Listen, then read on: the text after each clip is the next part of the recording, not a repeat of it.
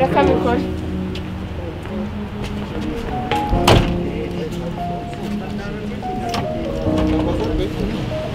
Harabari bigera kimwe.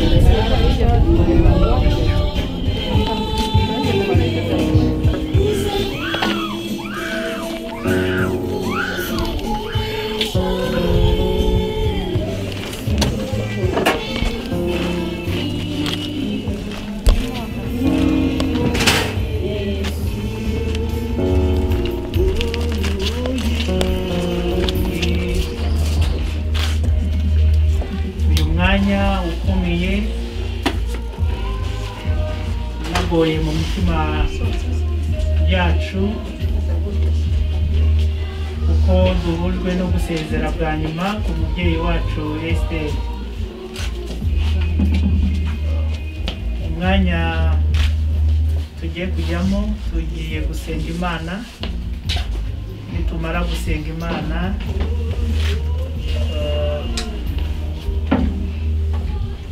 turashyiraho umwanya wo gusezera ku mubyeyi ku bagize umuryango. Hanyuma nidusoza turajya gufatanya n'abandi badutabaye mu mwanya w'isengesho, ndetse ni naho hari bubere umwanya wo gutanga n'ubuhamya, naho turi buze kugira umwanya wo kongera gusezera ku mubyeyi ku bantu bari hariya hanze by'umwihariko. Nagira ngo rero nongere bakomeze babwire ngo Imana iri kumwe natwe no muri iki gihe gikomeye. abavandimwe b'umubyeyi wacu mukomere, abana b'umubyeyi mukomere, n'inshuti ze mukomere. Nagira ngo rero uyu mwanya sabe Pasiteri Dusabane Firmin, umushumba mu itorero Presbyterienne mu Rwanda, akaba ari n'umushumba uyoboye paruwasi ya Kabuyenzi. Ni paruwasi iri i Nyakabuye, aho umubyeyi wacu yabarizwaga nk'umukristo. Nagira ngo rero senga Imana, hanyuma tugere no muri uwo mwanya, kandi Imana idukomeze. Reka dutune gusenga Imana. Nyagasani Imana yacu, utanga ubugingo, uyu mwanya tukomeje kuba imbere yawe. Tugushimiye kandi urugendo databuje Imana dukoze no kuva kuri se yashika tukagera hano amahoro y'agukirwahiro. Uyu munsi Nyagasani Imana yacu, uyu mubyeyi watuvuyemo, mwami Imana, dufite imitima ikomeretse, dufite ibihe bitugoye, dufite ibihe mwami Imana kumva ko biremereye kuri twebwe, ariko Nyagasani tugire neza kandi ukomeze imitima yacu, imitima y'abana, imitima y'abari hafi, yabonetse ahangaha ndetse n'abatabashije kuhabona ku bihe turimo. Nyagasani twese tugirwe neza nawe, kandi mwami Imana twizeye ko wamwakiriye mu bwoko bwawe mu ntore zawe. Habwa icyubahiro Kristo, mwamugira neza. Amen.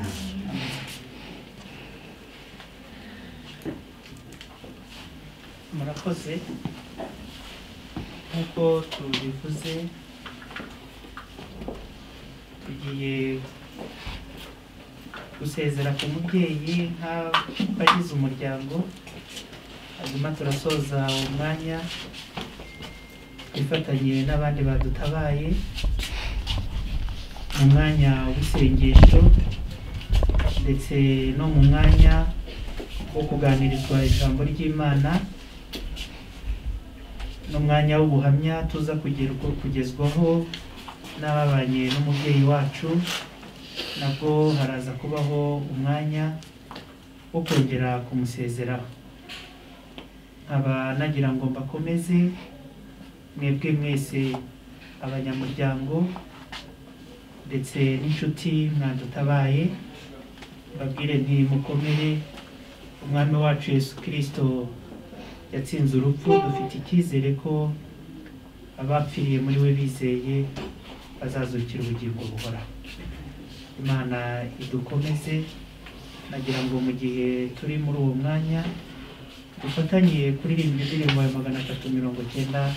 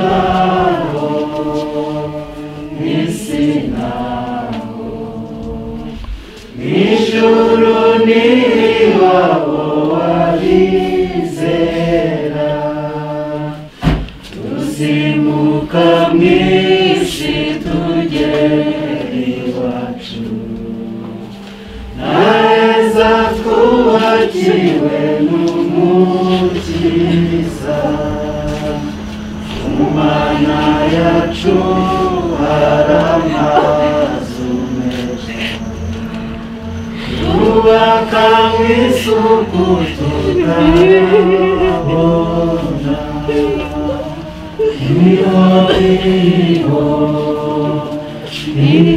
wacu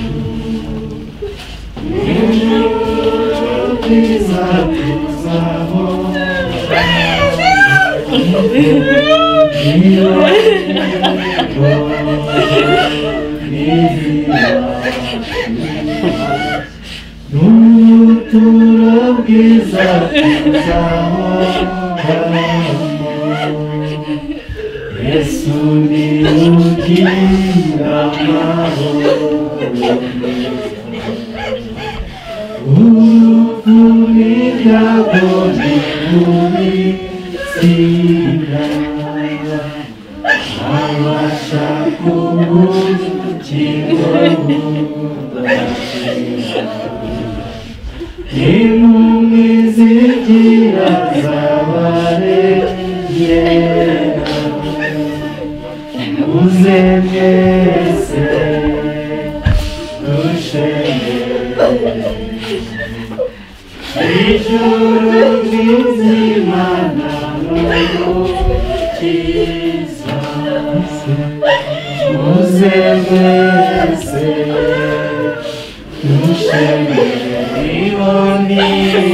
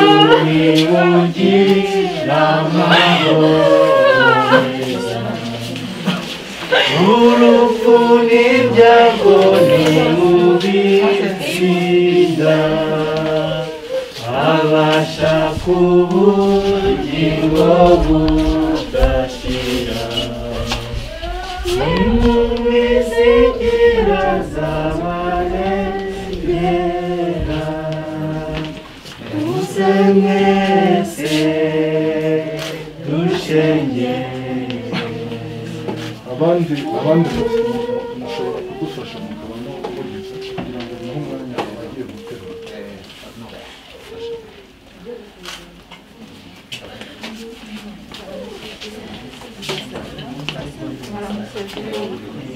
mudufashe mu musohoke hanze n'ubundi habaza kubaho undi mwanya wo kuza gusezera n'abandi mudufashe kugira ngo twiyarize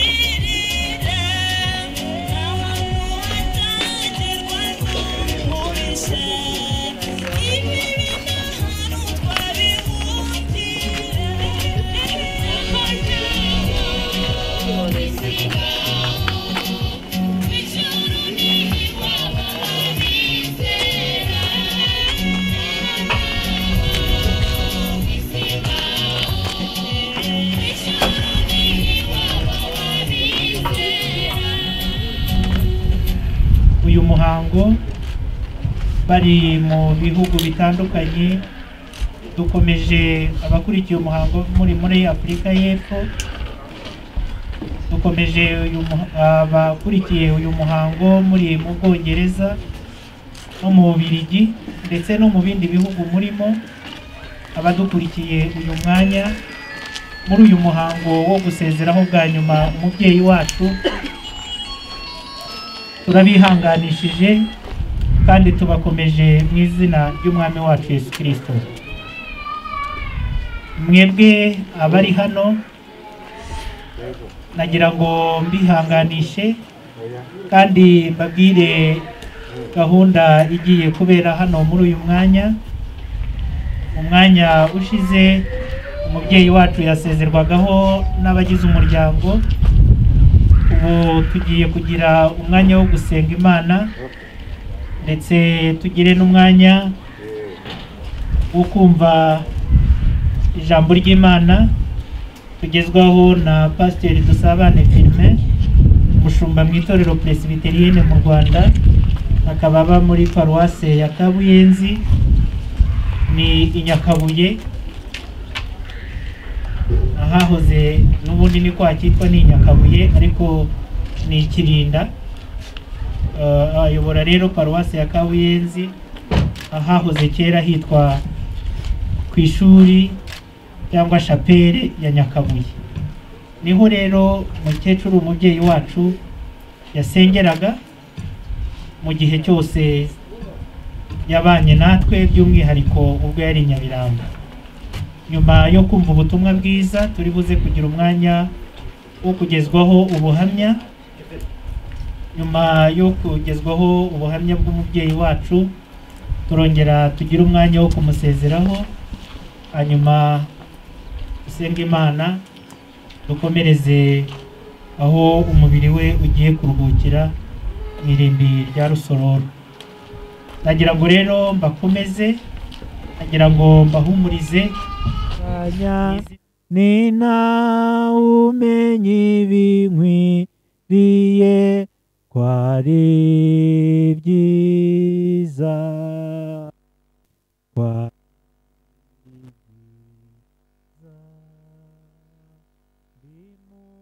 nyigewe sinamenya ibyamfasha, ntabwo nzamwaka urufunguzo, ahubwo mfashe ukuboko kwe mwiringiye. Ntabwo migambiye zikimwe cyo, ziyukwa nkunda ubudasiba, ziyukwa mbere ubuhungiro nyiri mwisi, nyiri aho bizwi na Yesu wamfiriye, natinyiki, natinyiki. Murakoze, muruhuke maze twongere dusenga Imana. Ateguye kugira ngo atugezeho ijambo ryawe, Umwuka Wera abe mu ruhande rwe. Gahunda zose zigiye kubera hano n'iziri bubere i Rusororo, turakwinginga ngo ubane natwe, kandi Umwuka wawe Wera ahumurize buri wese.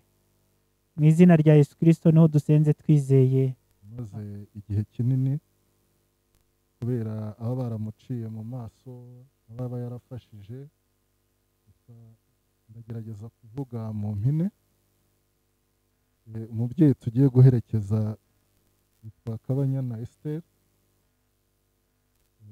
yavutse mu mwaka kuri 29 z'ukwa munani mu 1943. Yavutse ku babyeyi bitwa Munyarubuga Edouard na Mukangwije Tamari. Yize amashuri abanza i Rubengera, ubu ni mu karere ka Karongi mu ntara y'Uburengerazuba. Nyuma aza gukora imirimo nk'umufasha w'abaganga bita ba Edswanyante aho ngaho i Rubengera. Yashakanye na Nagahakwa Eliya mu mwaka w'1960. Babyarana abana 14, harimo 10 bariho kugeza ubu ngubu. Abakobwa 6 n'abahungu 4. Umugabo yitabye Imana mu mwaka w'1997, umusigira abo bana arabarera ndetse arabashyingiza bose. Kugeza ubu ngubu asize abakazana 4 n'abakwe 6. Asize kandi abuzukuru 39. Ndumva ndi umwuzukuru wa 2, ubwo ni ukuvuga hari abuzukuru bandi inyuma yanjye tubariye mu myaka. Kandi asize ubuvivi abuzukuruza 11. Yari umwizerwa mu itorero nk'uko pasiteri yabivuze, wenda baraza kugira n'akanya ko kubivuga birenzeho, mu itorero Presbyterienne aho yasengeraga, aho yari atuye.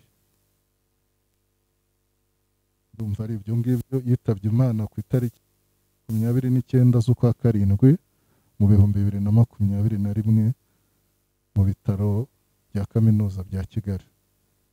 Murakoze. Kristo yarazutse, niwe mfura yo kuzuka mu bapfuye bose. Nk'uko urupfu rwazanye mu isi n'umuntu umwe, niko Yesu yazaniye abantu bose kuzuka.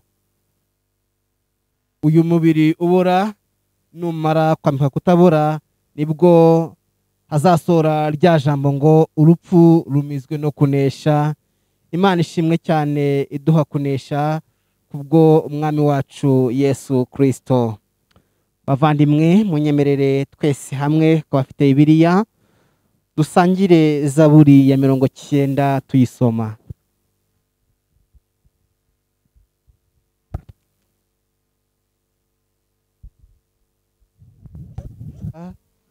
Utararamukwa isi n'ubutaka, uhereye iteka ryose ukageza iteka ryose, ni wowe Mana.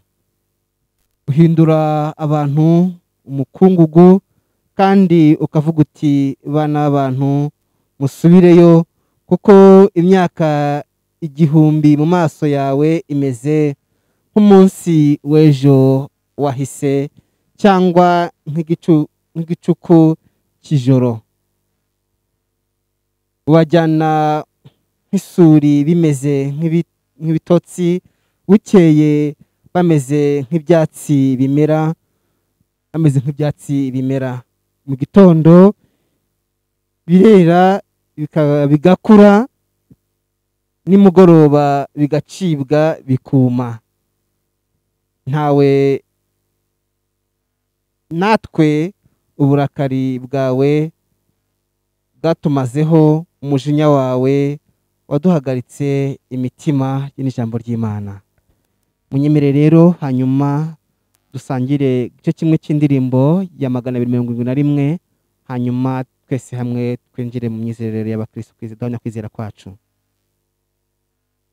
Avuzwa mu ijuru habaye urya munsi mwiza uhebuje, abakijijwe bo mu isi bose bazamwitaba, abakoranije mu ijuru rye.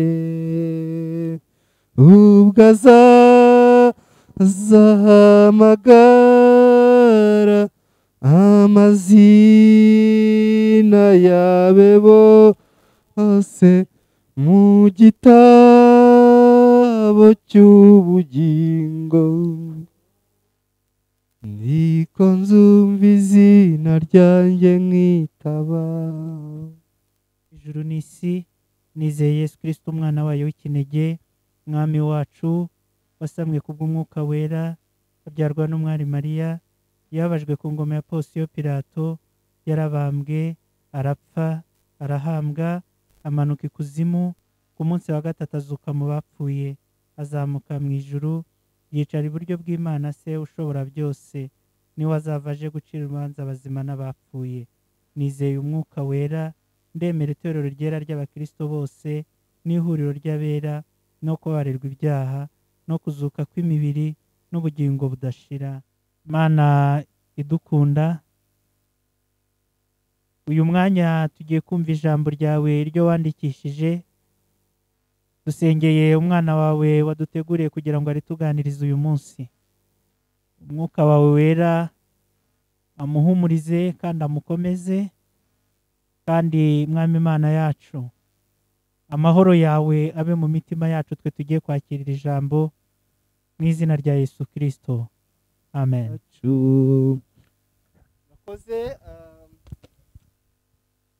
Nyemerere dusangire ijambo ry'Imana riboneka mu butumwa bwiza bwa Yesu Kristo ko bwanditswe na Yohana ibice 11 duhereye ku murongo wa 20 tugeze ku murongo wa 26 w'icyo gice. Yicaye mu nzu, Marita abwira Yesu ati, databuja, iyaba wari hano musaza wanjye ntaba yapfuye.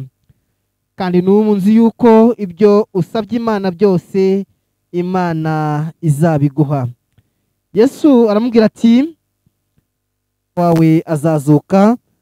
Marita aramubwira ati, nzi yuko azazuka umuzuko ku munsi w'imperuka. Yesu aramubwira ati, ninjye kuzuka n'ubugingo, unyizera naho yaba yarapfuye azabaho. Kandi umuntu wese ukiriho unyizera ntazapfa iteka ryose. Mbese wizeye ibyo? Mwakene ijambo ry'Imana.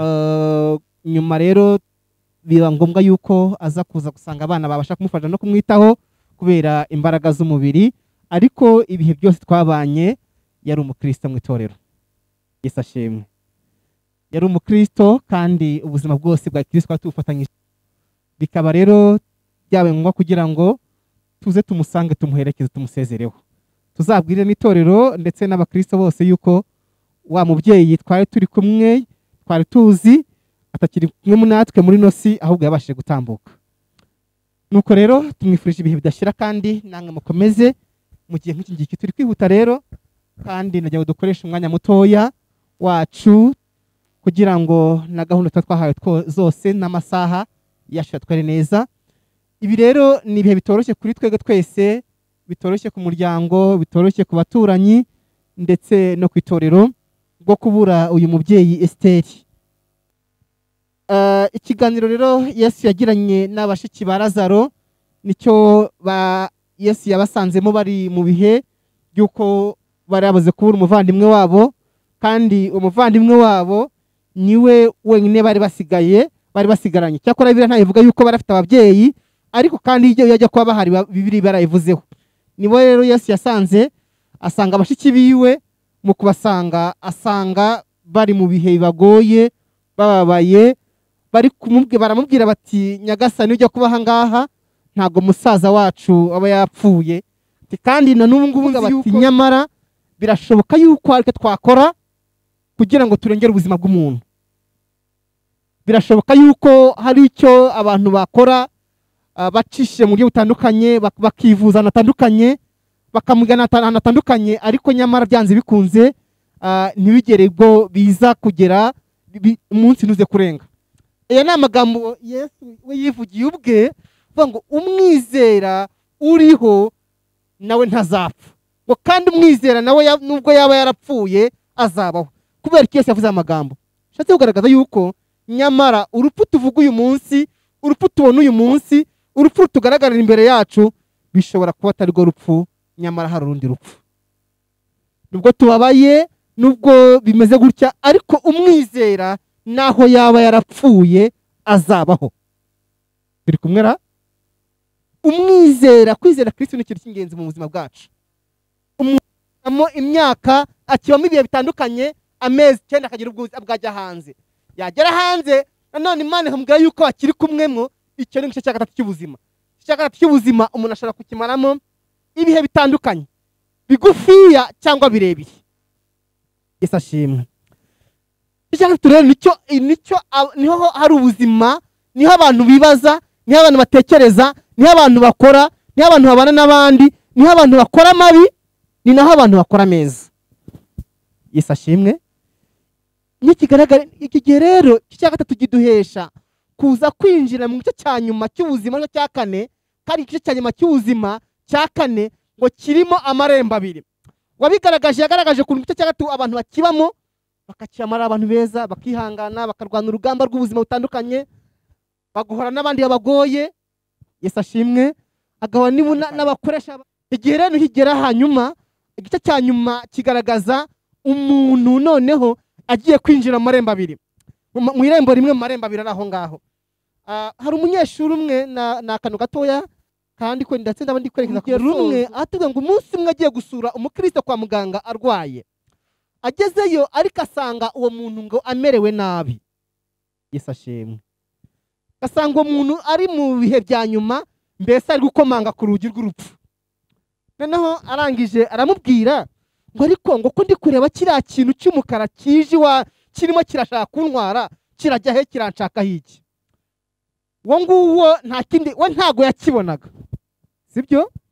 We ntiyakibonaga, ariko wari mu bihe bya nyuma we yarakibonaga. Aribaza ngo kiriya ni igiki, ngo nimunkize, ariko bareba ntibakibone. Icyo gihe rero uwo muntu yari amaze gufata amarembo yiwe. Yesu ashimwe. Aramusengera, yari umumasera ariko kandi ari n'umupasiteri. Noneho aramubwira, ntabwo yabashaka kuvuga, yari nawe musa nkaho ari muri koma, ariko mu kuvuga aramubwira ni pasiteri wacu mukuru, perezida w'itorero, aramubwira ngo mbese wabonye ko twaje gusura nkuko najya gusura abandi? Ngo mbese wabonye ko twagusengeye ko najya gusengera abandi? Noneho wa wundi wari amaze kucika intege bwa nyuma, arangije ngo araseka cyane, azamura ikiganza amusezeraho. Ibihe byose abantu baba barimo, nyamara dukwiye kuba mu isi neza, nyamara dukwiye kubana neza n'abandi, nyamara dukwiye kwihanganira ibigeragezo birimo. Umwizera naho yaba yarapfuye azabaho. Amina. Mbese tuzahurira. Umubyeyi rero n'ibyo bihe yabayemo, nabashije kumugeraho ibihe bitandukanye ngewe muri paruwasi turimo, ni paruwasi y'igitura cyangwa se y'icyaro, ariko yari umukristo. Amena.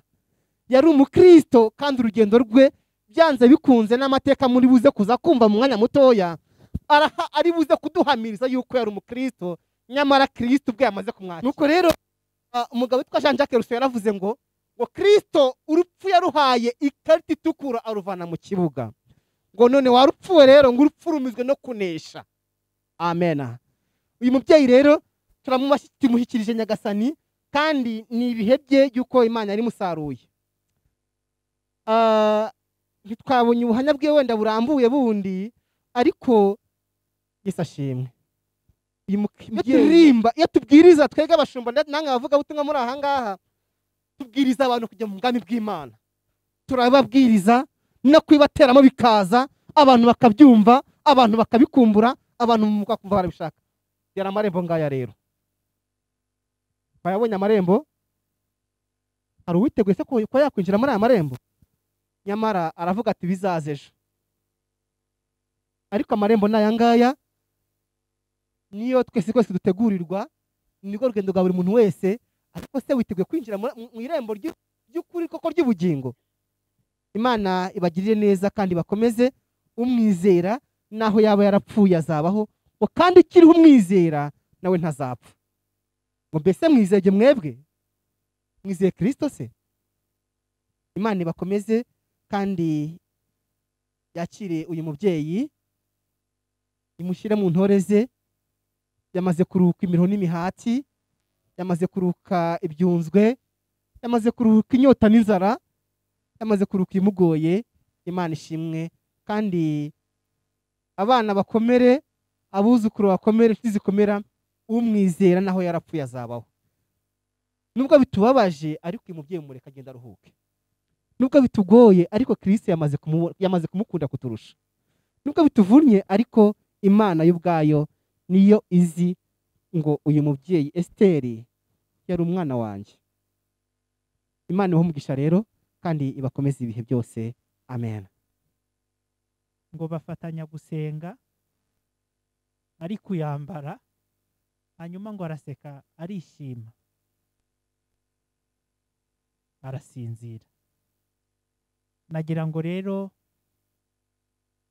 imitima yacu ikomere, kuko n'ubwo buhamya ubwabwo bwatwumvishije kandi bwanatweretse ko hahirwa abapfa bapfira mu mwami wacu. Nagira ngo turirimbane igitero cya kabiri cy'indirimbo ya 222. Mu gihe turaba turi kukiririmba, turaza gusaba umusangiza w'amagambo uyu munsi adufashe mu mwanya turi bwinjiremo wo kwakira ubuhamya ku babanye mu bihe bitandukanye n'umubyeyi wacu. Turirimbane igitero cya kabiri cy'indirimbo ya 222. Tuzonane n'abera ku mugezi utunganye w'Imana, uva ibwami ku Mana yacu. Nuko tutarahagera duturwa imitwaro yose, dukizwe n'ubuntu bwayo, izatwambika imyenda yera.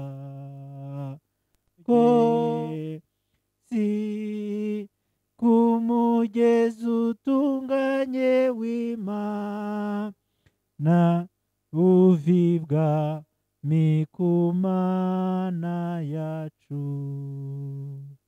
Murakoze, mukomere bene data.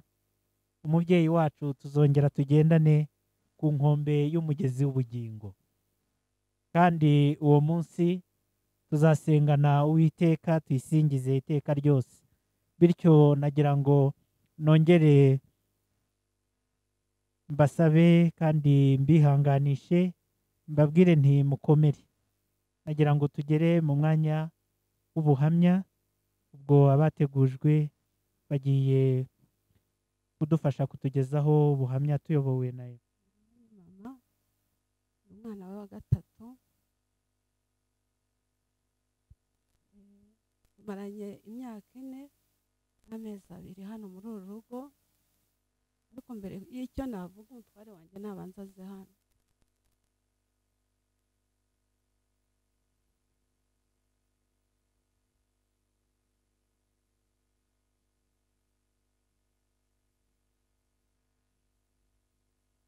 Byose ndabanza kumubashimira muri iyo myaka 4 tumaranye, nta kizana muburanye, yaritanze mu buryo bwose bushoboka. Mu kurwaza mama ntacyo twabuze, haba kwa muganga haba hano mu rugo. Iteka ryose yahoraga ambwira ati ujye umenya ikintu umukecuru ashaka. Ubwo rero ni ukuri Imana yaradushoboje, nta mugayo mama tujyanye. Twakoze ibishoboka byose, haba kwa muganga, abavandimwe baradufasha hano mu rugo. Basora Imana iguha umugisha, Imana iguha umugisha. Nanavuze nzagushimira imbere y'abavandimwe, imbere y'abaturanyi, ntacyo utakoze. Ni ukuri Imana imuha umugisha kuri byose yakoze. Ntacyo twigeze tumuburana, ntabwo yigeze atwinuba, ntabwo yigeze yumva ko nabukubiri na mama namaraga ukwezi kwa muganga, ariko akambwira ati icyo uzakenera cyose uzakimbwire, ariko ntuzasige mukecuru kwa muganga. Ubwo rero ibyo byose narabyubahirije, ngemwe ikaboneka, n'ikindi cyose umutima wifuzaga twarakibonye. mama rero ndamubashimira, ni umubyeyi wihanganaga, unyurwa, yangiriye inama muri byinshi. Hari ibintu byinshi namwigiyeho mama, byinshi. Ubwo rero iteka ryose ahora ambwira ati mwana wanjye ntakagire ikintu kikubabaza, ntagira no kubwira nabo ujye wihangana. Izo ntambara wenda nagiye nzirwana ko nashaka kwereka mama ko cyambabaje.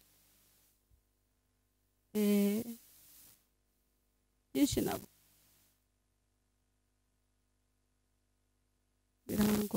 birangoye, ariko mama Imana iguhe uko ridashira, aho ugiye ni heza.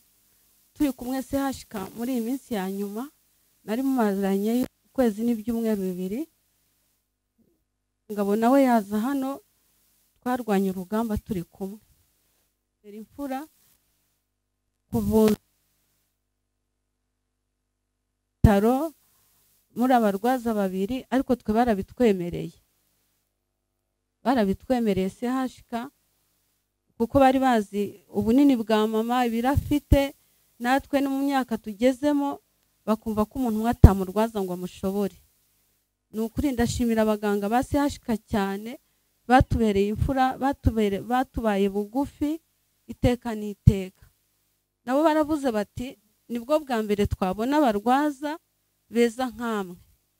Niba hari certificate twakagize yo gutanga twaha abarwaza twakayibahaye, ariko certificate nziza nuko mama agiye neza, twamurwaje kibyeyi, twakoze ibishoboka byose. Ni ukuri nta kimana yadushinja ku bwa mama, ndetse n'abavandimwe ntacyo badushinja kuko twakoze ibyo dushoboye byose. Namwe Imana ibaha umugisha, baturanyi bacu tumaranye iminsi turarana amajoro hano, batubaye bugufi, badufashe mu mugongo, batweretse urukundo. Imana ibaha umugisha, namwe zite ku byanyu, murakoze. Arakoze cyane. Ni byinshi ndamushima rwose muri byose. Ndamushimira cyane ko yambereye umubyeyi mwiza, cyane ko umutware wiwe ariho yarambyaye muri batisimu, ariko nge uburyo ki nabonye yarambereye umubyeyi mu buryo ntatekerezaga, ntabibonagaho, kuko nabaye umwana mu rugo angira umwana we, kandi noneho sinange jyenyine, hari n'abandi bose bari baratujyanye muri batisimu batwitagaho nk'abana babo. Ngiye kugeza n'uyu munsi wa none abakobwa mubonye bavuye aha n'abahungu ni bashiki banjye, ntatandukaniro na rito dufitanye. Uko mbivuga uku nguku ntekereza ko n'abahagara ku maguru yabo bakabihamya. Ariko by'umwihariko hari ikintu niba babyibuka simbizi, yajyaga dutoza cyane we na muzehe bakiriho, tukiri abana bato twamaraga kurya nko ku mugoroba mu gihe cy'ikiruhuko najyagayo nkajya kubasura. Twamaraga kurya tumaze gukaraba bakatwicaza hariya, mama mukecuru akatuzana indirimbo, muzehe agafata Bibiliya bakadusomera, bakadusengesha, bajya n'umukuru muri twe bakajya mwigisha kugira ngo abashe gusengera abandi. Ibyo byamfashije gukunda Imana no kwimenya kugera kuri uyu munsi. Hari benshi bajya bagenda mu zindi nzira zidatunganiye Imana, ugasanga bahuriyemo n'akaga, ariko nge inzira banyoboye yambereye iy'amahoro n'umunezero. Mukecuru ndamushima cyane rwose, agakundaga abantu bose, ntabwo arwaniraga ku butoni, yari wa muntu uceceka, utajya ukunda gusakuza cyane, kandi utanga impanuro mu buryo bunoze. Nabaho ngewe ndi umwana kuva mu bwana bwanjye nabanye nawo kugera ubu, ntabwo nigeze numva na rimwe asakuza ku gasozi cyangwa hari uwo abwira nabi. Ibyo ndabimushimira kandi n'Imana izabimwibukire. Ikindi nongeye kumushimira cyambabaje kandi kikananshimisha, nuko mu iyi minsi yo kugenda hari igihe yigeze kuzanzamuka aba muzima, yafashe mama Solange uriya, afata ibirori, afata umukwe wa mama Solange, arabashorera bazana ahantu ntuyiri Gasogi. baramuzana araza aradusura, bivuga ngo yari wa mubyeyi utavuga ngo uyu ni iki uyu ni iki, oya, yari umubyeyi wita ku bana be. Kandi cyane n'aba bakobwa niba babyibuka bajya babyibuka ko kera tukiri abana bajyaga batwigisha ngo tujye dukundana kandi dukunda Imana.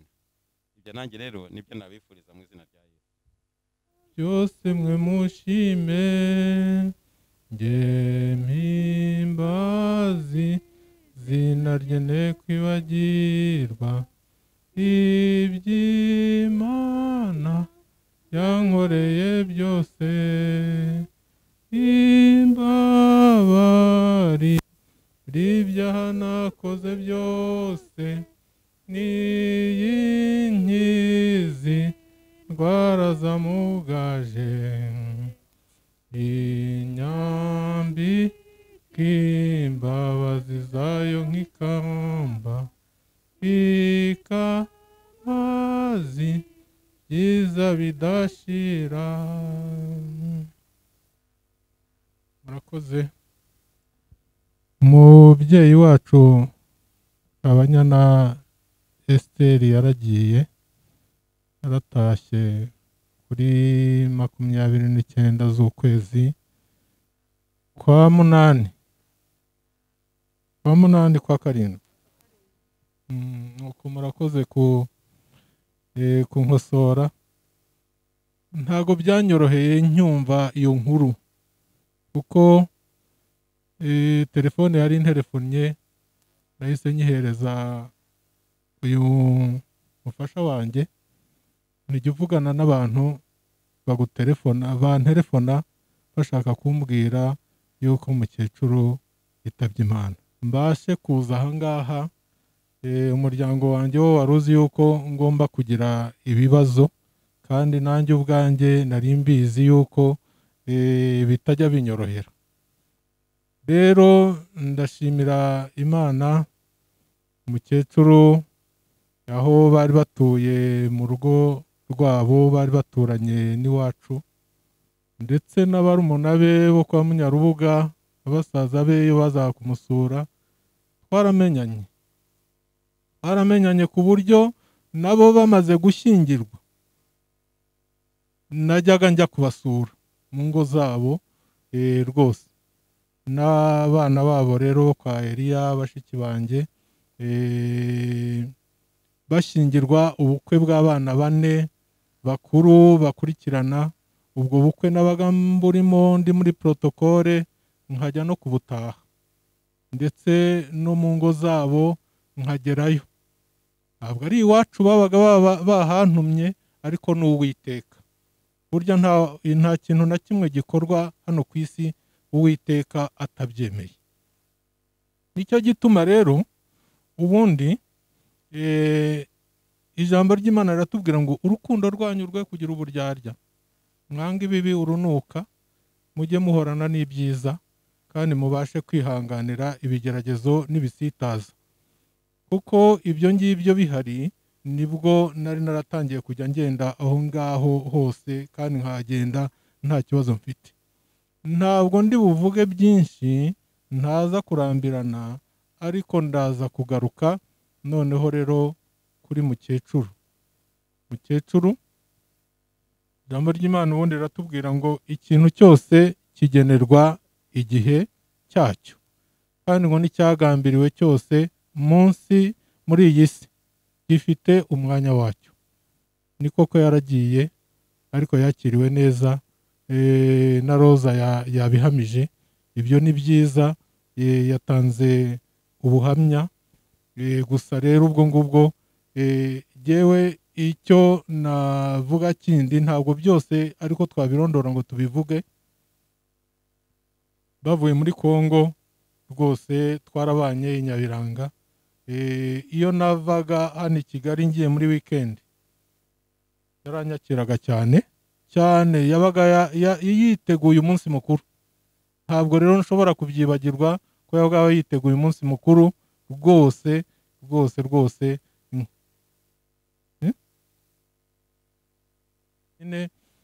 Yabaga yateguriye umunsi mukuru, n'uyu mugore wanjye twabaga turi kumwe n'abana, ndetse yigeze no kumbwira ijambo ryiza cyane. Twajyaga inama tukajya inama kandi tukajya inama ikatugirira umumaro cyane. None rero bene data bavandimwe mwateraniye aha ngaha bose, kugira neza tujye tuguhorana iminsi yose, kandi ikibi cyo kutunesha kuko n'ubundi tuzagenda. Hariho igihe cyo kuvuka, hakabaho n'igihe cyo gupfa nubwo rutamenyerwa, ariko hakabaho n'igihe cyo kurira n'igihe cyo guseka. Ibyo nabyo bibaho, ibyo byose ku isi bigomba kubaho. Ubwo buzima rero tugomba kububamo, kandi tujye duhora twiteguye turi maso, kuko hari n'igihe rwose nageraga i Nyabiranga akaba yenze akadutura kandi duturanye, agashigisha imisururu, agashigisha imitobe, akenga imitobe, bakikoreza bakaza hepfo y'ahandi pasite urahazi, bakaza akavuga ijambo nanjye nkavuga ijambo, kandi tukajya inama. Hari ibyo twajyagaho inama, kandi nasubirayo akambwira ati byagenze gutya, bya bindi bikaba byaratunganye. Reka rero namwe mbashimire yuko mwaje kudufasha, kandi Imana yacu rwose ko yampaye imbaraga kugira ngo nshobore kwihangana, kuko ndabizi uyu mugore n'uyu mwana bahagurutse bazi yuko biza kuba ibindi bibazo bikomeye. Yewe na nijoro bambajije bati tubwire uko bizagenda, ntinyamuneka nta kibazo kigihari, kuko hari igihe hari masenge upfa bambwira bati yapfuye, ntibishoboke kubera sinshobore kujyayo, kuko naho nigeze kujya mpita ngera ku irembo, ako kanya mpita nikubita ku irembo vuye hano i Kigali. Ubwo rero reka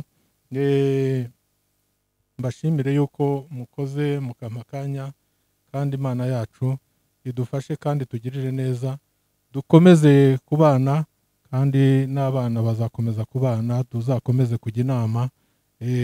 Ikindi kandi nasorezaho tukagira icyo dukora, si Nyabiranga gusa, no ku Kabuyenzi n'ahandi hose.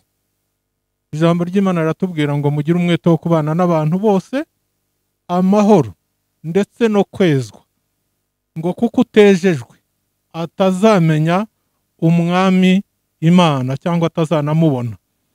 Hashize imyaka 2 naratangiye amasengesho nsengera abantu benshi 3 ku munsi. Imana yacu dufashe rero kandi tugirire neza. Nuko murakoze.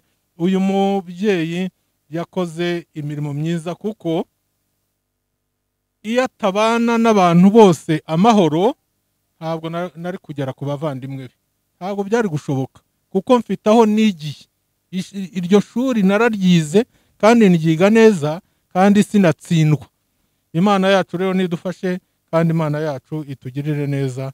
Tuzakomeza. Imana yaramwakiriye, kandi izakomeza ntabwo yivuguruza. Imana yacu ntiyivuguruza, yaramwakiriye kubera yuko nanjye mubona asengeraga yararimo, kandi Rose akaba yaduhamirije yuko yari yabonye yambaye ikanzu. Haleluya.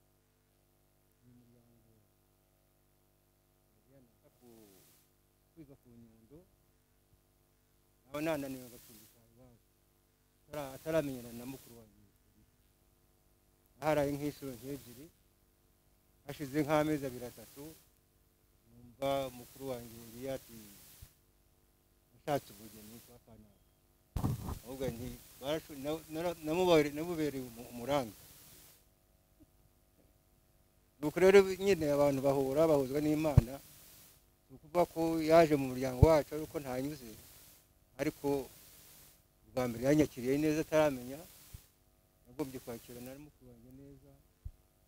Imana yawe idushyira ku isi, ikagira n'igihe tuzahabwira. Umufasha we Eliana Ngahakwa yitabye Imana nyine mu 1997, nawe yitabye Imana muri uyu mwaka. Urebye rero turangana nubwo ntaraga wabo n'amaze tungana, buriya amurushaho umwaka umwe gusa.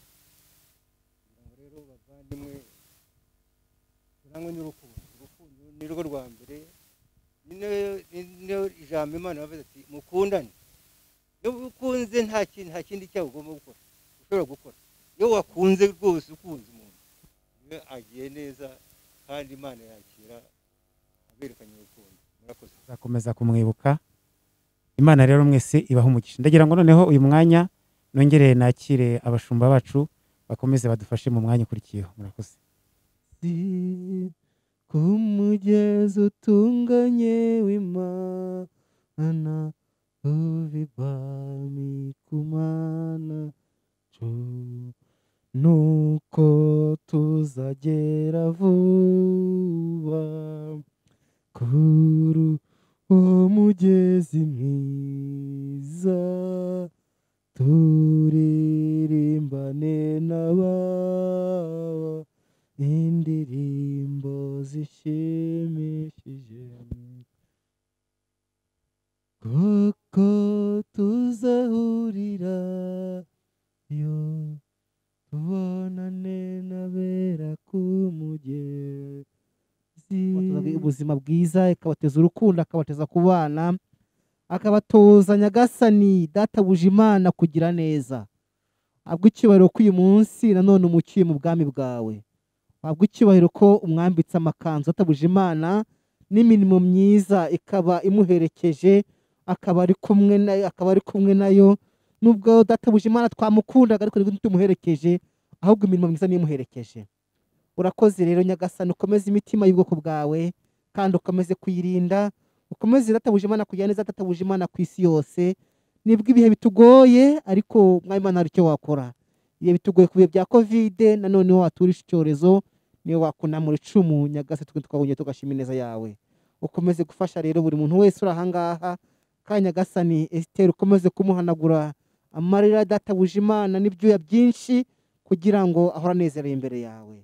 Habwa icyubahiro Kristo, urakarama Imana nzima. Amina. Mari mirimo ngo nsezere ku isi, umugezi witwa urupfu nyambutse, niho nzagera mu ijuru nsanga uwampfiriye, azanyakira n'ubuntu n'ineza.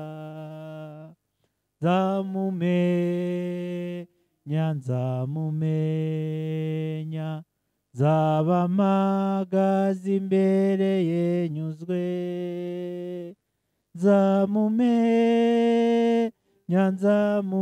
Nzamumenya, mbonye inkovu zo mu biganza bye. Nzanezererwa nimbona ubwiza bw'amaso he, kandi sinzasiba kumushimira. Urukundo n'imbabazi n'ubuntu byatumye nanjye mbonera ikibanza mu ijuru. Nzamumenya, nzaba mpagaze imbere ye nyuzwe.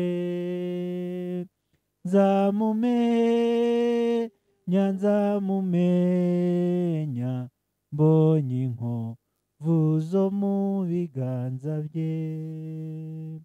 Abo nkunda bagezeyo mbafitiye ubwuzu, wa mugezi ni wo wadutanije. Ariko sinavuga ubwuzu bwinshi mfitiye, umukiza wanjye wanyitangiye.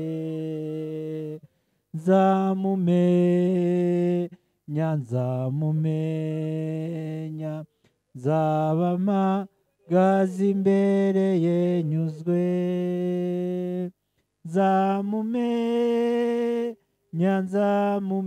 Nzamumenya, mbonye inkovu zo mu biganza bye. Azancira mbi ya Mose n'iy'umwana w'intama, yewe nzanyurwa nirebeye Yesu. Nzamumenya,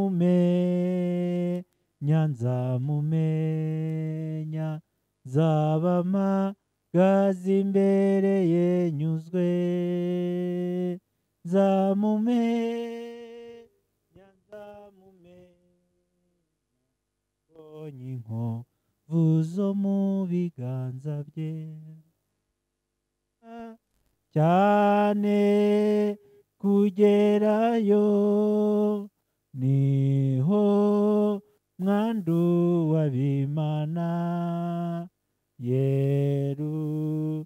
Yerusalemu nshya. Pawulo yaravuze ati tuzabana iteka ryose n'Imana, niko tubisoma.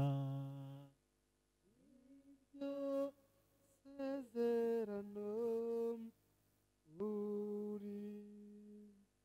uritoreze,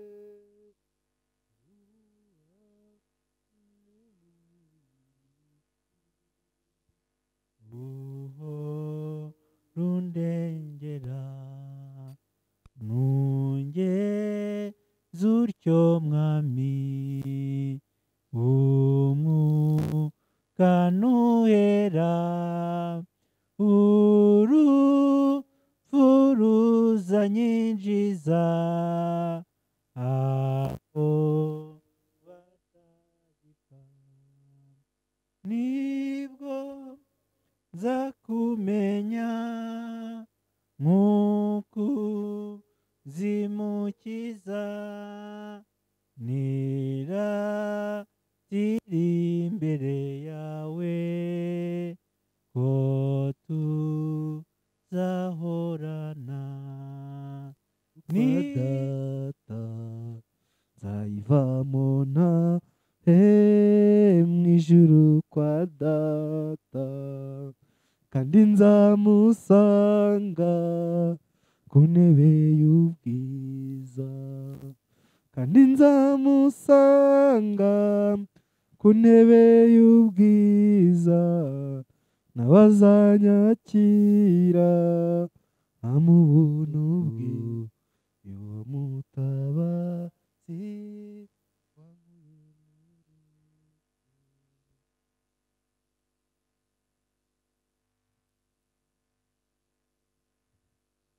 Bisabye Imana umwana wa Yesu Kristo, amina.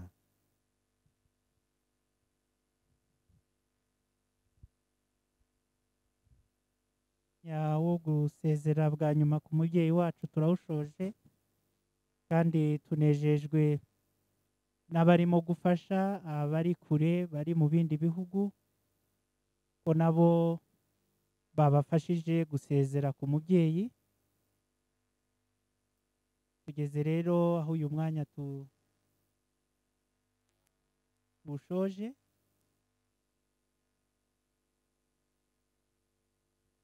twongeye kubihanganisha ndetse no kubakomeza.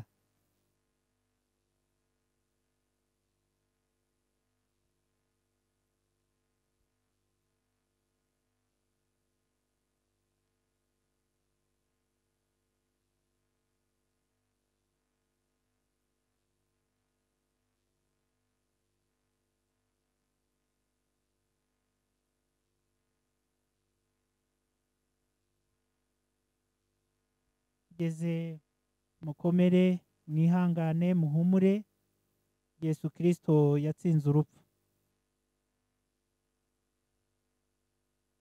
Twagize umwanya wo gushimirwa n'uhagarariye umuryango, ariko natwe nk'abashumba, nk'itorero Presbyterienne mu Rwanda, turagira ngo tubashimire ko mwadutabaye, mwakoze kwifatanya natwe.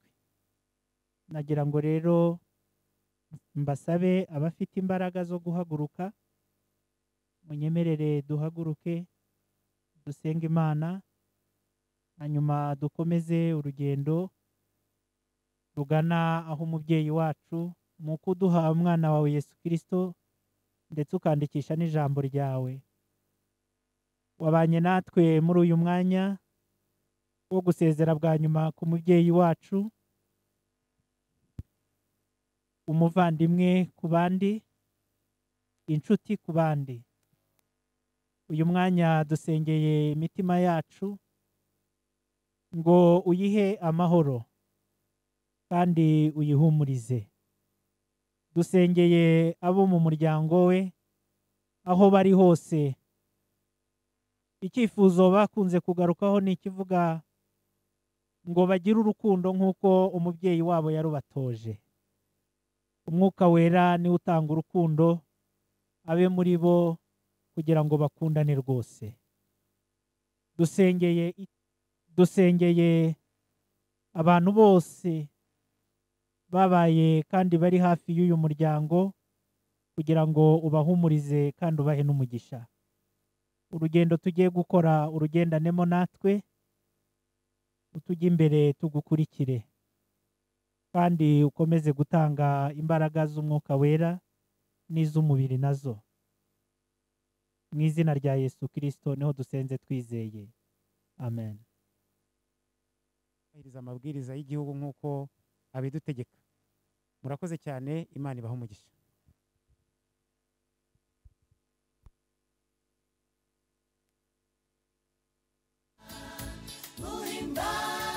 Uhimbazwe, usingize uri soko y'ubugingo. Amen, amen, amen. Mu gihe cy'indwara, amen. Nihe habize.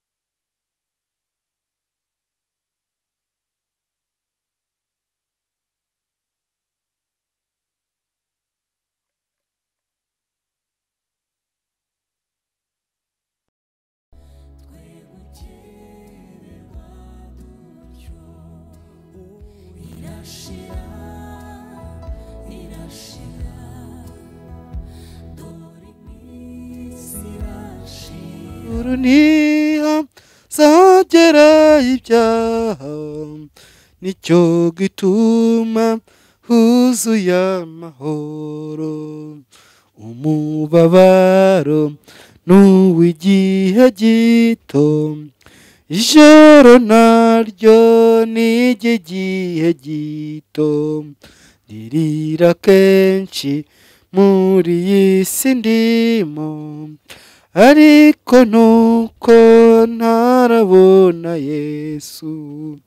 Hazabaho igitondo gihoraho, nibwo ntazongera kurira ukundi. Hazabaho igitondo gihoraho, nibwo ntazongera kurira ukundi. N'igihe gito ngifite umuruho, n'igihe gito nkazabona Yesu. Nibwo nzaba ntandukanye n'ibyago, nzaba mbumbatiwe mu maboko ye. nzi ko mu ijuru hataba umwijima, habaye umucyo uhoraho iteka. Nzi ko mu ijuru hataba umwijima, habaye umucyo uhoraho iteka. Noneho ntacyo mubabaro untwaye, kuko nza wibagirirwa kwa Yesu. Nubwo ngifite kubabazwa mu isi, mu ijuru nta mubabaro n'urupfu. Imana izanagura amarira, izavanaho umubabaro wose. Imana izanagura amarira, izavanaho umubabaro wose. Dusenga Imana. Nyagasani Imana yacu, tugushimiye ko ubana natwe mu rugendo tumaze gukora tuva Kimironko kugera ahangaha, nibwo tukaba tuhageze amahoro wagucyubahiro. Tugushimiye ko tugiye gukomeza tutabuje Imana gahunda y'ino muhango, kugira ngo Imana duherekeze uyu mubyeyi wamaze kwakira mu biganza byawe. Tukaba tumugiye tutabuje Imana kumwerekeza aho yateguriye kugira ngo aruhukire. Utugire neza rero, kandi ukomeze gufasha imiryango, ukomeze gufasha abana, ukomeze gufasha abavandimwe, ukomeze gufata inshuti, abari hafi ndetse n'abari kure bose. Nyagasani databuje Imana, kuko hose databuje Imana yarabereye umubyeyi. Ubiteho rero abo ngabo bari kure nabo batabonye, kugira ngo baze babe bari kumwe nawe Mwami Imana, kugira ngo bafatanye n'abandi databuje Imana, aho bano bafatanye kandi nabo bari kumwe kandi bagire neza. Twige turahangaha rero, nakutugire neza, dufashe katuyoborwe n'ijambo ryawe. Mwuka wera tuyobore nanone mu mwanya, Mwuka wera natubeho kandi anadukomeze. Sige Imana kwizimana twese n'iry'umwana ry'Umwuka wera. Amina. Murakoze bene data bakundwa muri Kristo Yesu, twongeye kubihanganisha kandi twongeye kubakomeza umuryango wose w'umubyeyi wacu Esther. Nk'uko umushumba amaze kubivuga, tugeze mu mwanya mwiza, tugiye kugeza umubyeyi wacu aho agiye kuruhukira. Turagira ngo twongere tubakomeze abari hano ndetse n'abakurikiye umuhango bari mu bice by'igihugu bitandukanye ndetse no mu bindi bihugu. Turabifuriza gukomera kandi twongeye kubihanganisha mu buryo bwose.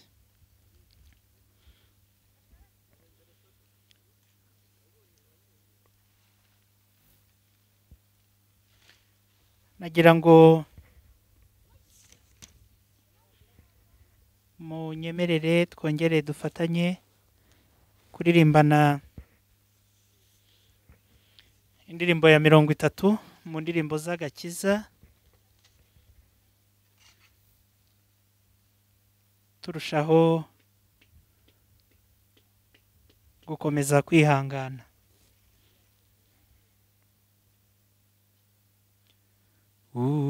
Ubugingo bwacu ni bugufi cyane, twabugereranya n'ubwato mu nyanja, tunyura mu nyanja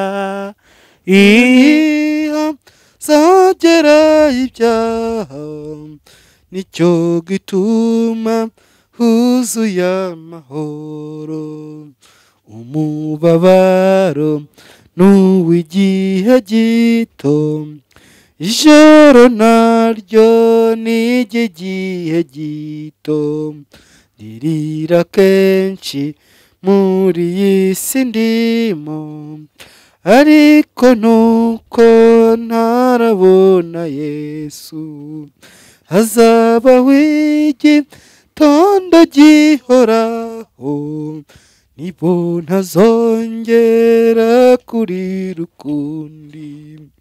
hazabaho igitondo gihoraho, nibwo ntazongera kurira ukundi, n'igihe gito ngifite umuruho, n'igihe gito nkazabona Yesu, nibwo nzaba ntandukanye n'ibyago, nzaba mbumbatiwe mu maboko ye, nziko mu ijuru hataba umwijima, habaye umucyo uhoraho iteka, nziko mu ijuru hataba umwijima, habaye umucyo uhoraho iteka, noneho ntacyo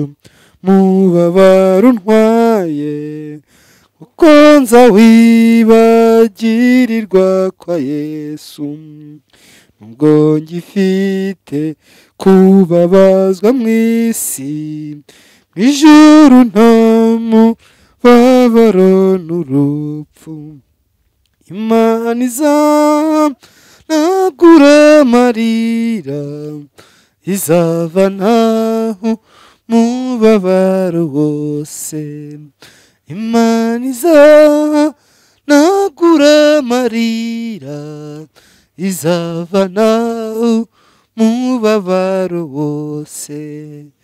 Dusenga Imana. Nyagasani Imana yacu, tugushimiye ko ubangana natwe mu rugendo tumaze gukora tuva Kimironko kugera ahangaha, nibwo tukaba tuhageza amahoro y'agaciro. Tugushimiye ko tugiye gukomeza tutabuje Imana gahunda y'ino muhango, kugira ngo Imana duherekeze uyu mubyeyi wamaze kwakira mu biganza byawe, tukaba tumugiye tutabuje Imana kumwerekeza aho yateguriye kugira ngo aruhukire. Utugire neza rero, kandi ukomeze gufasha imiryango, ukomeze gufasha abana, ukomeze gufasha abavandimwe, ukomeze gufata inshuti, abari hafi ndetse n'abari kure bose. Nyagasani databuje Imana, kuko hose databuje Imana yarabereye umubyeyi.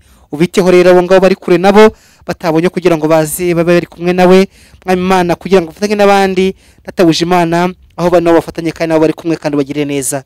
Twige turahangaha rero, nako tugire neza, dufashe katuyoborwe n'ijambo ryawe. Mwuka wera tuyobore nanone mu mwanya, Mwuka wera natubeho kandi anadukomeze.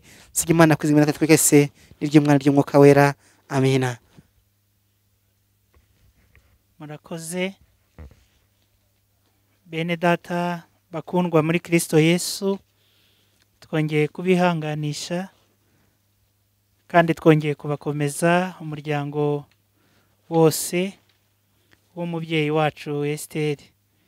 Nk'uko umushumba amaze kubivuga, tugeze mu mwanya mwiza, tugiye kugeza umubyeyi wacu aho agiye kuruhukira. Turagira ngo twongere tubakomeze, abari hano ndetse n'abakurikiye umuhango bari mu bice by'igihugu bitandukanye ndetse no mu bindi bihugu. Turabifuriza gukomera kandi twongeye kubihanganisha mu buryo bwose.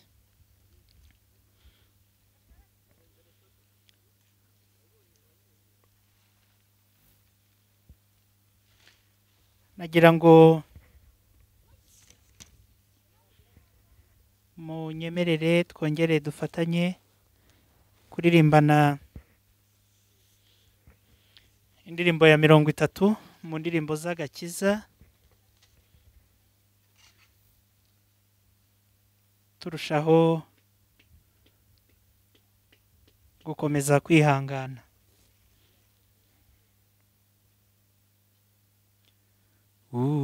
Ubugingo bwacu ni bugufi cyane, twabugereranya n'ubwato mu nyanja, tunyura mu nyanja muri urwo rugendo, kandi azatugeza mwijuru amahoro ntabwo tuzongera kwibuka urugendo tunyura mu mbeho mu muyaga mwinshi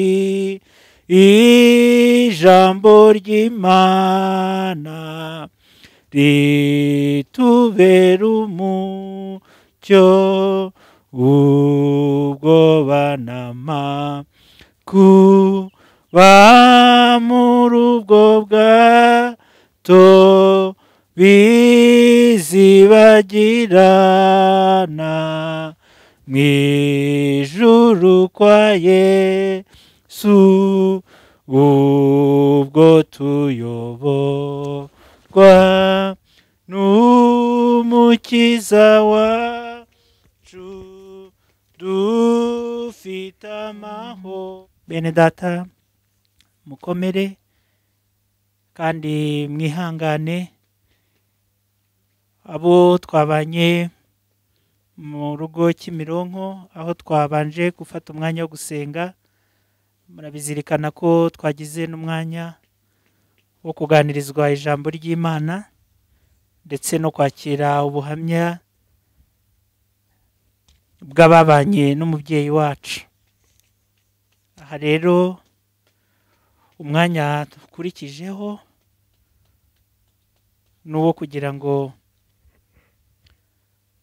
tugeze aho umubyeyi wacu agiye kuruhukira.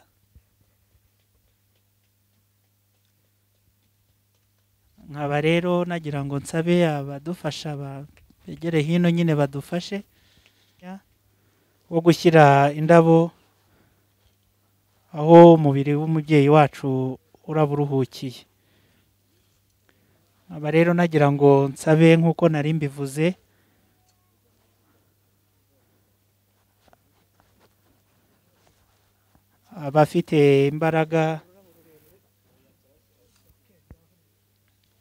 abafite imbaraga bakwegera hino.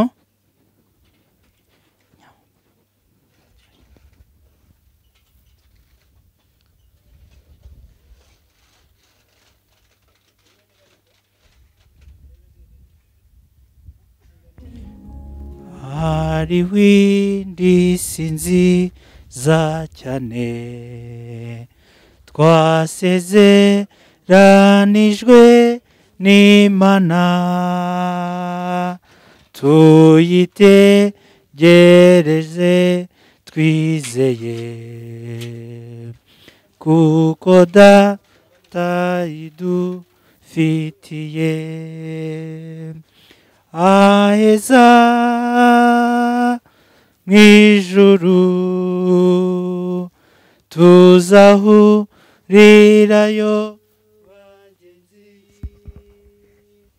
aheza mw'ijuru tuzahurirayo bagenzi,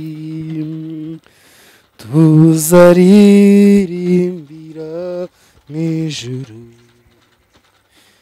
indirimbo z'abakijijwe,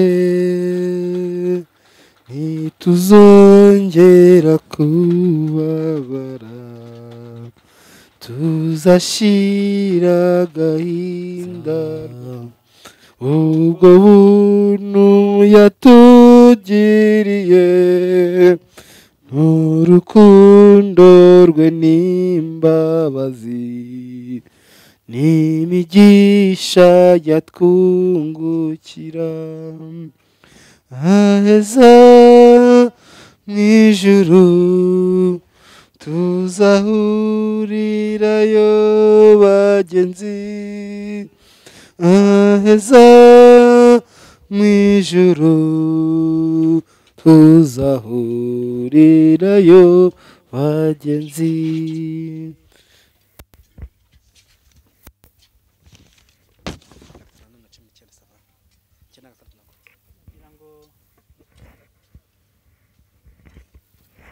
Twongere dufate umwanya dusenge imana.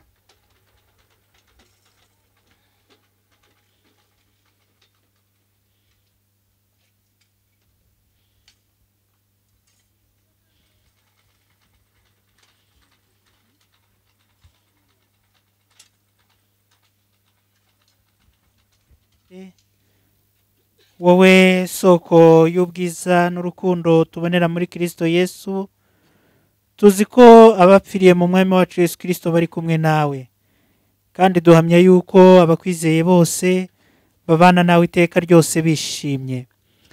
Turakwinginga mwami Imana yacu kugira ngo wakire umubyeyi wacu udukuwemo, kandi umwami Yesu aravuga ati nimuze abo data yahaye umugisha muraga ubwami bw'abatunganirijwe uhereye ku kuremwa kw'isi, muri Yesu Kristo umwami n'umukiza wacu niho dusenze twizeye, amen. Nagira ngo twongere turirimbane igitero kimwe cy'indirimbo ya 396. Nihe abizera bazajya kuba muri iyi si naho tuzakirira, n'ahantu hatagerwa n'umubisha, ibibi nta hantu twabihungira, naho mw'isi naho mw'ijuru niwabo wabizera, naho mw'isi naho mw'ijuru niwabo wabizera.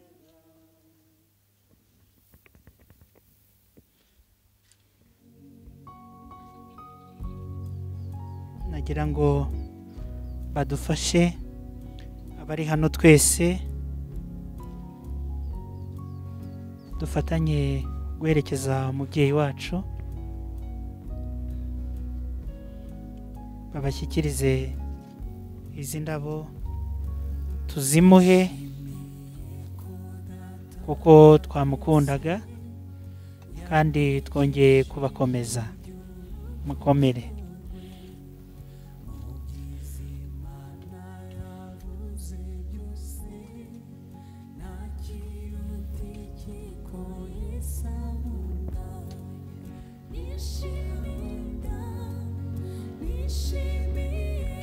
uri kuri ibyuma yazamura indirimbo nta kibazo yayizamura, igihe turi gushyiraho indabo.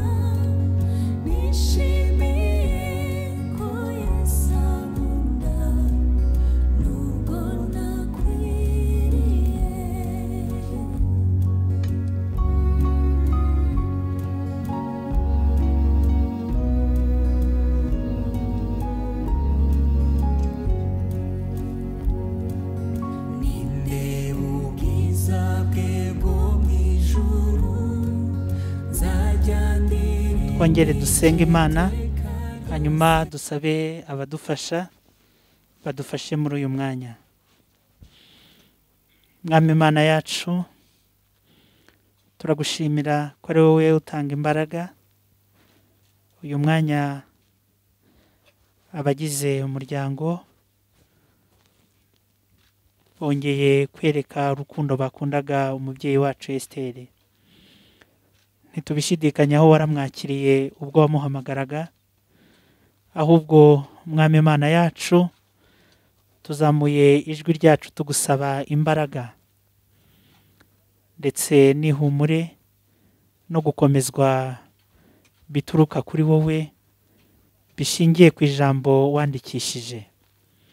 Uyu mwanya turakwinginze ngo ukomeze imitima y'abari hano, ukomeze imitima y'abatabashije kuhagera bari mu mbago z'aha turi, ukomeze imitima y'abasigaye Kimironko, ukomeze imitima y'inshuti n'abavandimwe bari mu bice bitandukanye by'igihugu, kandi mwami Imana yacu n'umuryango n'inshuti bari hanze y'igihugu mu bihugu bitandukanye, mwami Imana yacu abakurikiye uyu muhango bari kure yacu bose tubasabiye ihumure ritangwa nawe, ubahumurize, ijwi ryawe ryiza ribagereho rivuga ngo bagire amahoro. Ngwino Mwuka Wera, ngwino ukomeze abantu bawe mu izina rya Yesu Kristo, amen. Nagira ngo ubwo baba badufasha dukomeze turirimba indirimbo twaririmbaga ya 396.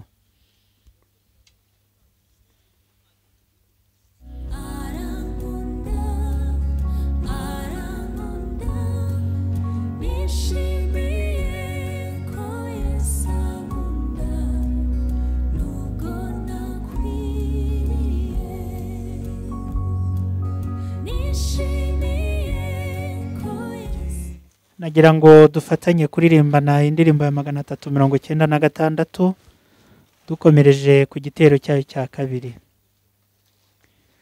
Tuzimuka mw'isi tugere iwacu, na heza twubakiwe n'Umukiza, ku Mana yacu hari amazu menshi yubakanywe isuku tutarabona, niho iwacu, n'ubuturo bwiza tuzahoramo, niho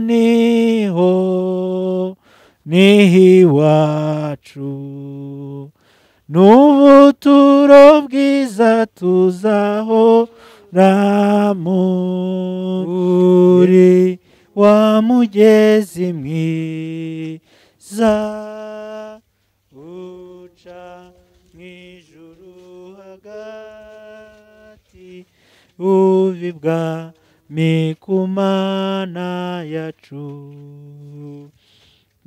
koko tuzahurirayo tubonane n'abera ku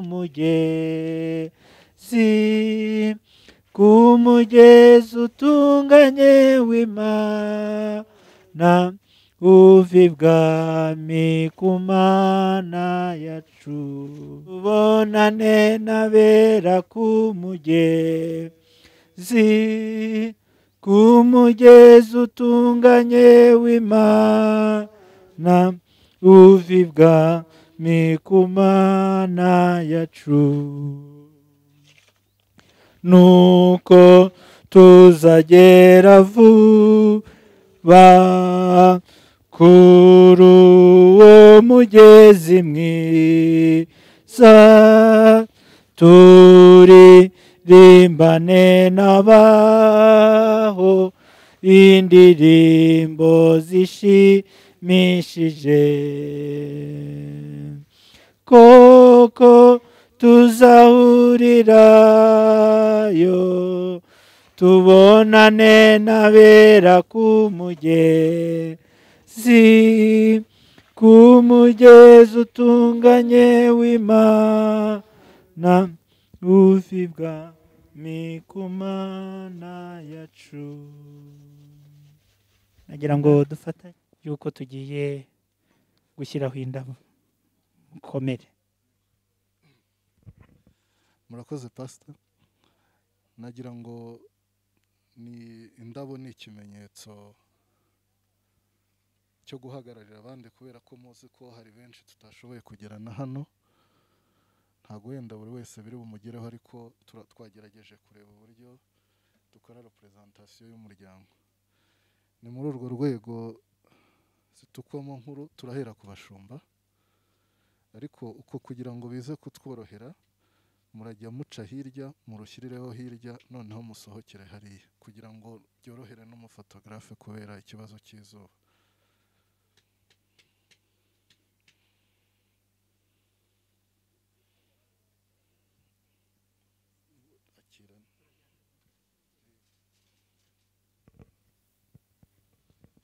Hanyuma abana ba mukecuru abari hano bahagarariye abandi, ubwo nabo begerane bafate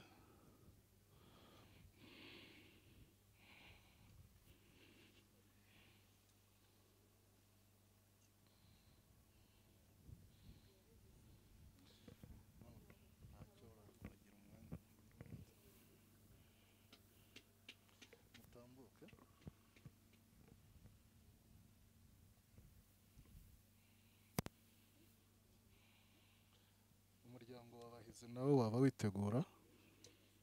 Mzee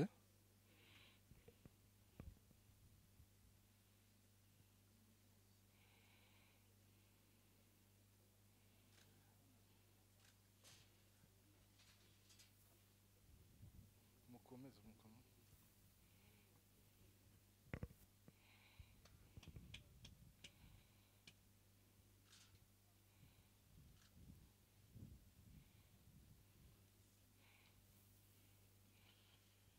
Natambuke mzee.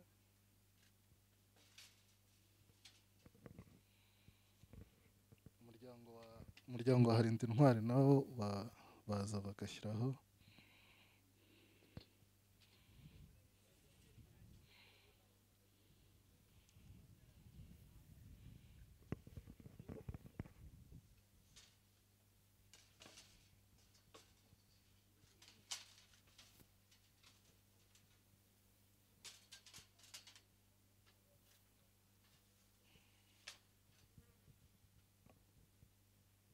Kurikiraho umuryango wa bibiri kugira ngo uhagararirwa na muzehe Chamama.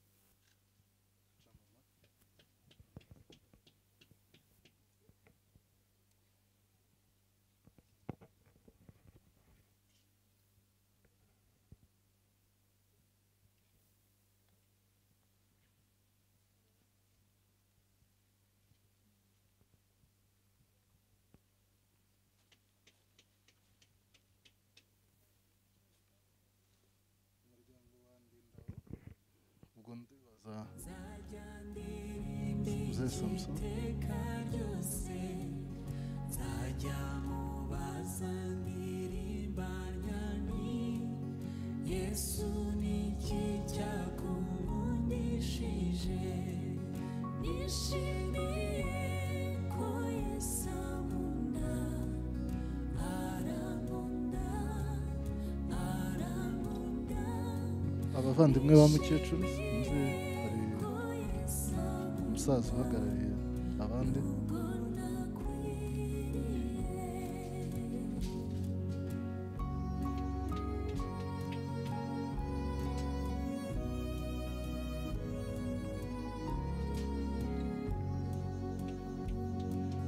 Kandi urukundo nirwo rwazanye Yesu gucunguza urupfu rubi. Bari basabye ko n'abuzukuru bashyiraho ururabo, ariko ndabona hari turi babiri duhagarariye abandi. Wedwine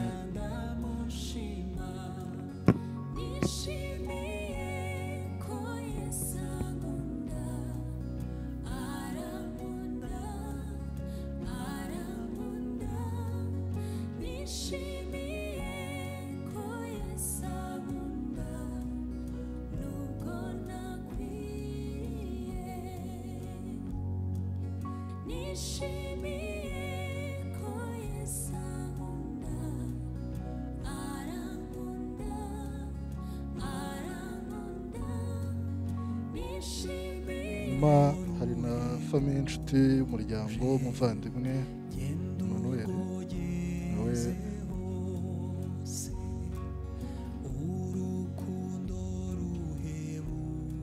hari uwo twibagiwe hari noneho haracyari izindi biro nk'umuhererezi nawe ngira ngo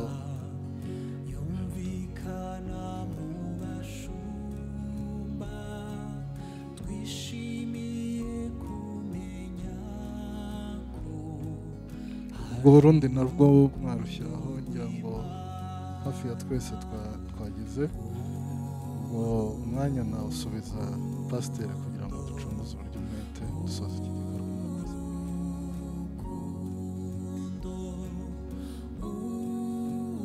Twagira ngo twigire hano imbere gatoya ahantu dukarabira turafata n'agafanta ubwo ni naho yenda umukuru w'umuryango ari butuganirire anatubwira gahunda y'ikiriyo n'izindi gahunda zimirijwe imbere ubwo ndumva ari ibyo ngibyo turaza kuzamuka hanyuma turaza kubayobora hariho ariko ni hano hafi murakoze. twagira ngo twongere tubashimire mu izina ry'itorero cyane cyane abagize paruwase ya Kabuyenzi tubashimire ko mwabaye hafi y'umuryango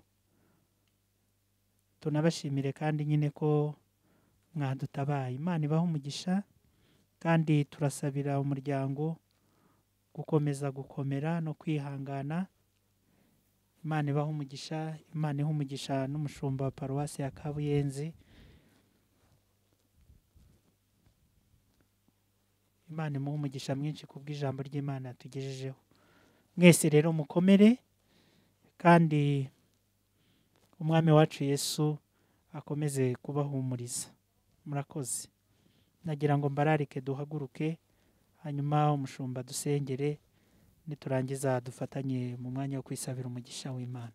Izina ryawe ryubahwe, ubwami bwawe nibuze, bishaka biba kuko mu ijuru, tubabarire ibyo bwacu uyu munsi, tubabarire ibyaha byacu nk'uko tugira, ntuduhane mu mubyoshya ahubwo dukize umubi, kuko ubwami n'ububasha ari icyubahiro ari ibyawe none iteka ryose. Amena. Twisabire umugisha w'Imana.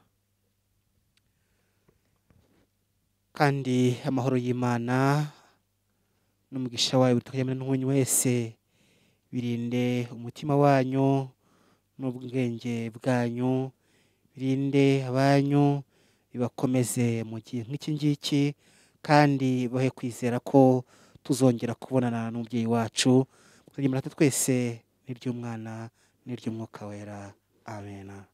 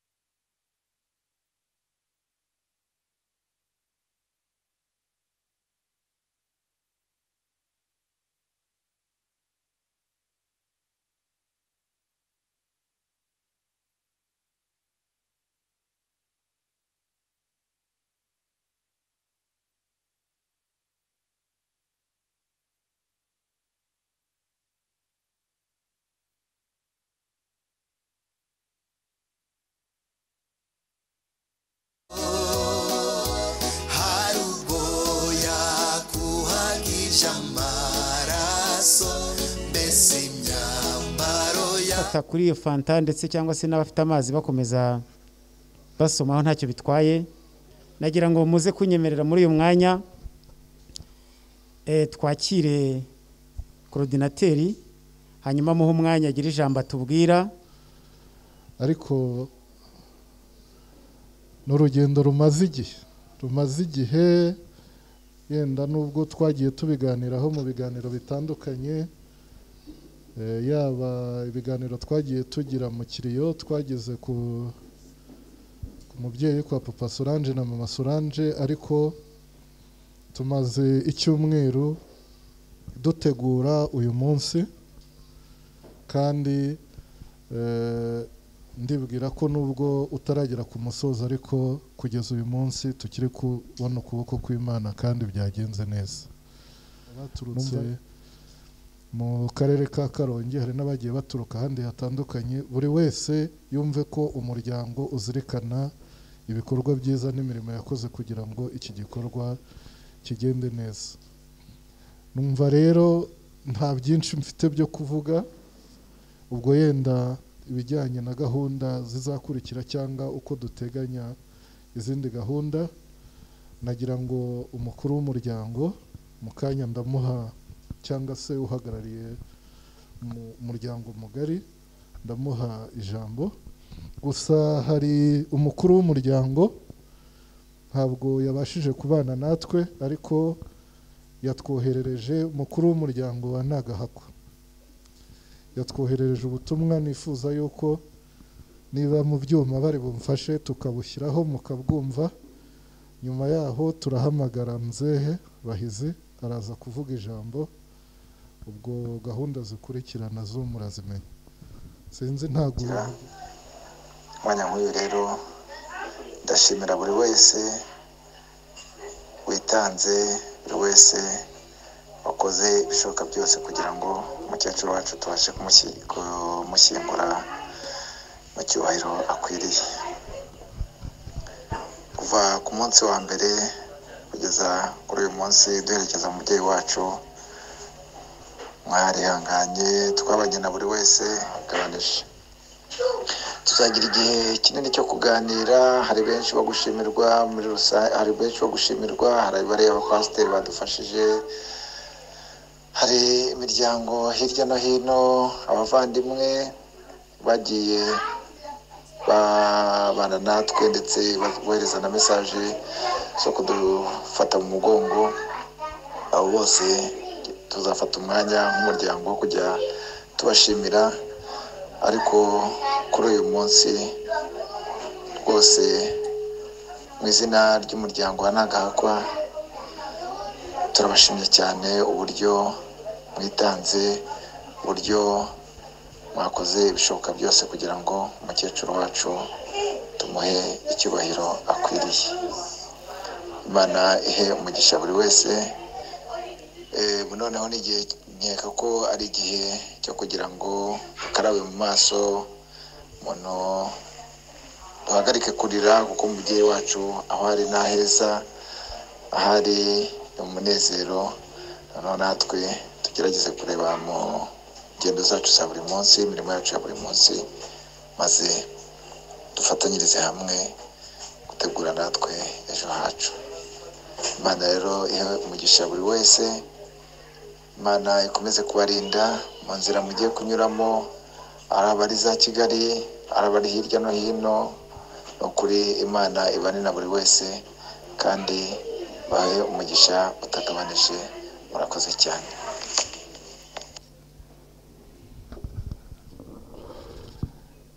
Iryo ni ijambo ry'umukuru w'umuryango Niyonzima Albert, ntabwo ari hano.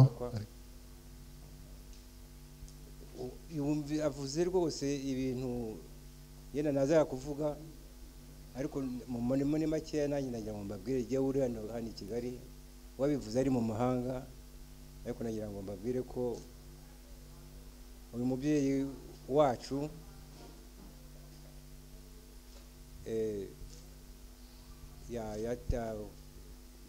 yatahutse.